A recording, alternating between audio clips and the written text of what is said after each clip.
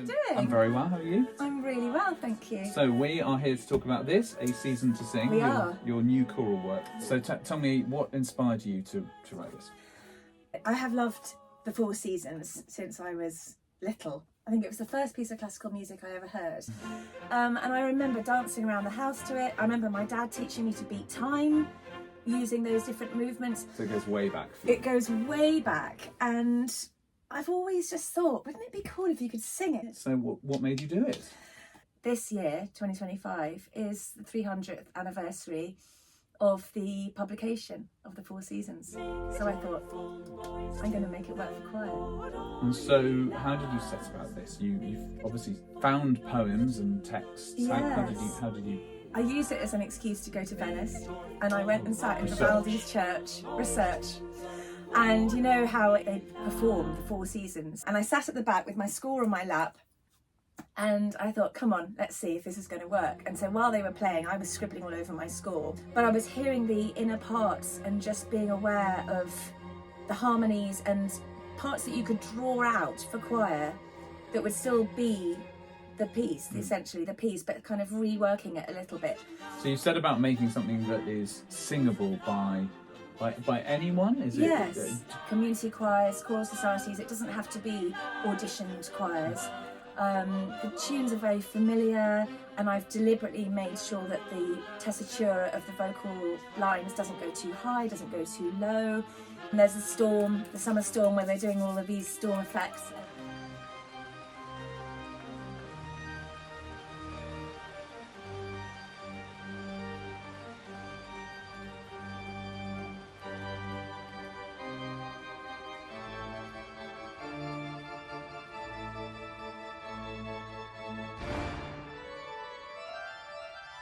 You could learn it by ear if you had to. I've made rehearsal tracks. You know, it's the kind of piece where people hopefully will hear it and go, oh, well, I recognise this. I mean, I think everyone knows at least one movement of Yeah. the Vivaldi. What is it about Vivaldi for you?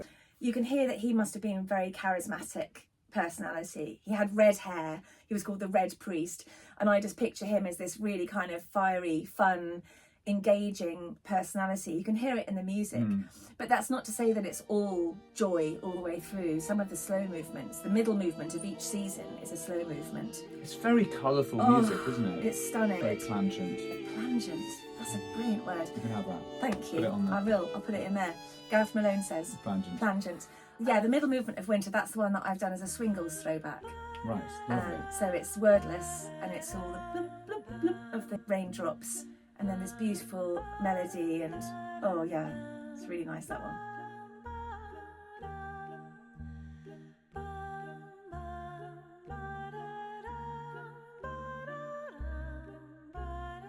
This is obviously a real passion project for you. Do you see a sort of kinship with Vivaldi, who was teaching these young girls in his school?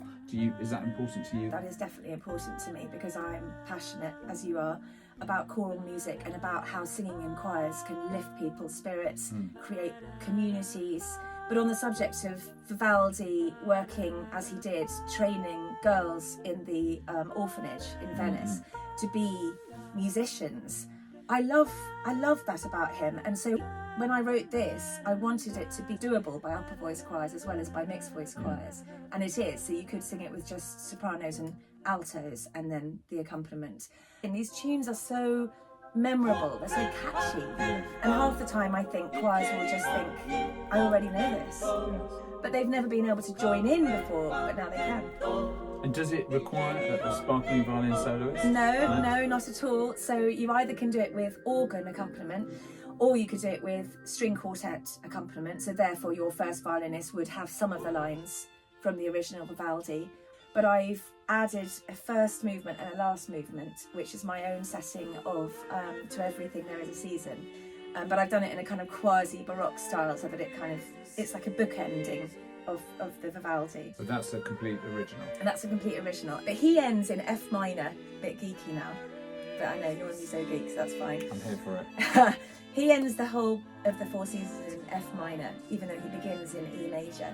And I've always found that really annoying, because the seasons are cyclical. Yes. So I either wanted it to end like in the dominant of E or in E. Yes. So what I've done is after the last Vivaldi movement, when I go into my To Everything There Is a Season, I link it from the F minor, then I modulate back to E major, so the whole thing finishes in E major. And then you can just start again. And then you can just start seasons again. Go round and round. This piece was co-commissioned by 55 choirs from all around the world. Yeah. So that makes you officially an international composer. Well, You've done it in Sydney. I've done it in Sydney. They've done it in Asia. They're doing it in America.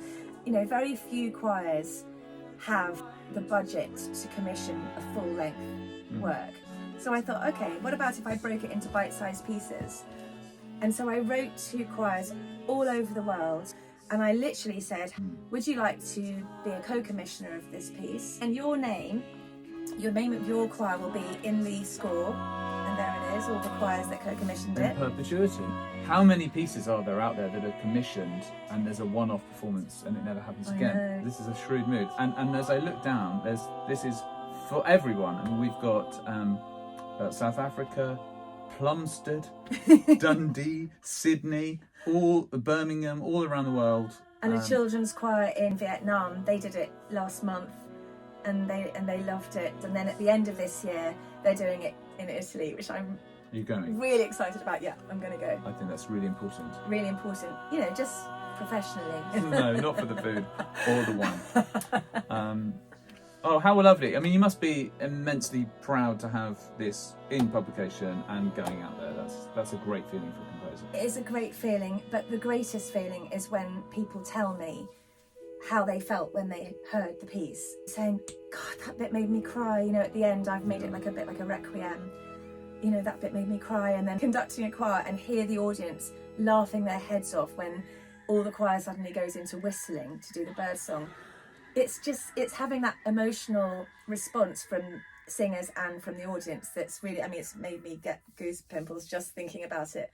That's what's made me really happy, is engaging with people, bringing this music that they know so well, but bringing a new kind of perspective on it, and allowing people to react to it and be part of it. If I was a choir director choosing music for my next big concert, if you put Vivaldi's Four Seasons on the poster, that's a good way to sell some tickets because lots of people know it. Lots of audience members will know it, and choirs people will want to come and sing it as well. I mean, Jo, you've sung in choirs your whole life. You've been a professional singer and a session singer. And how does that experience inform you when you're writing a piece like this? Oh, I'm so glad you've asked me that, because I think when I write, I'm writing from the perspective of a singer.